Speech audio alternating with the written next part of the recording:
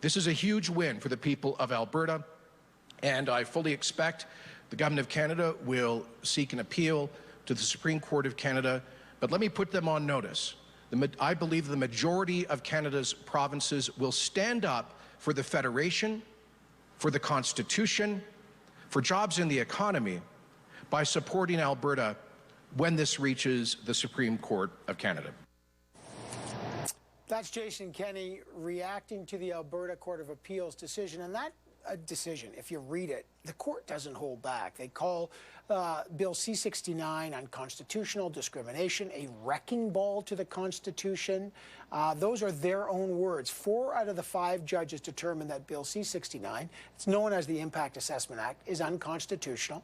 And it gets worse. The court alleges it's all a slippery slope, that the law would permanently alter the division of powers and forever place provincial governments in an economic chokehold controlled by the federal government. The Minister of Justice was just on this program, and he says that's all wrong. The government says it's an act to assess the environmental impacts of major energy projects.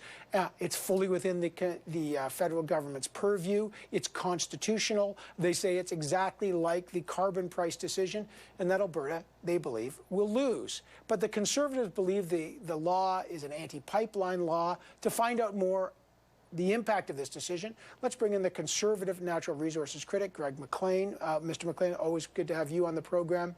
What does this decision from Alberta's Court of Appeal mean today, knowing that the federal government will appeal it? It's that whole, if you will, legal interpretation that, in fact, there is something wrong with this legislation. Now, we've spoken strongly about this from the very beginning, for 2 elections now, that this is legislation that had to be cancelled as quickly as possible because it stands in the way of Canada's resources actually getting to market.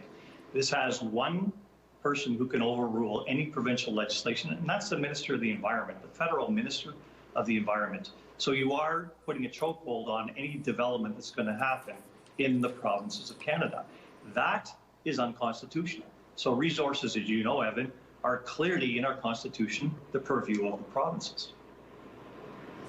Yeah, but I want to ask your position. The Alberta court argued the same thing for the price on carbon, the so-called pricing pollution, or the carbon tax, however politically you want to describe that.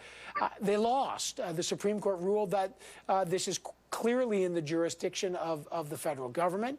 And I just spoke to Minister Lametti, the Justice Minister, and even though you're right that the court in Alberta says that the environment is not part of the head of powers, it's not part of, he believes that things have evolved and the Supreme Court precedent on the carbon tax makes it so. What's your reaction?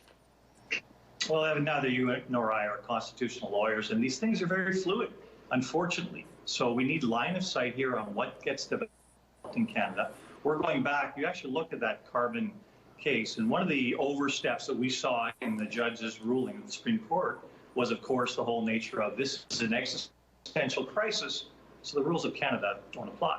Now that, we think, is a faulty ruling in the first place. Nevertheless, they are judges, and it's not my job as a parliamentarian to criticize judges. However, we have to look at this again and say, what is the existential crisis here? And it is clearly referenced in this ruling. There are all kinds of existential crises involved in the makeup of this federation, the things we need to get done as a country, and that includes getting our products to market.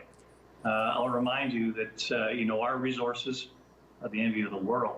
The world is screaming for our resources at this point in time, and what's holding them back is federal legislation, federal regulation that's not allowing us to get Canadian resources to the customers that are demanding them around the world. We are the supplier of choice, if you will. But I transparent. I just want people to know, because I'm talking to the Conservative natural resource critic, Greg McLean. Greg, you're right that the Supreme Court in the carbon tax case said, yes, climate is an existential crisis, and so they used that to justify that this is a shared cross-border responsibility. And this court says, yes, it is an existential threat, but another existential threat is to our Constitution. So you're right. But the Conservatives are always concerned about legislative creep, like courts going outside the chalk lines. It's a big issue for Conservatives. But the Alberta Court of Appeal is talking about capital investment in the oil sands. Do you think it's outside of the chalk lines for the Alberta court to be trying to say that this is a wrecking ball to capital investment in the province? Is that the court's purview to be judging how to get capital investment in a province, or is that judicial overreach?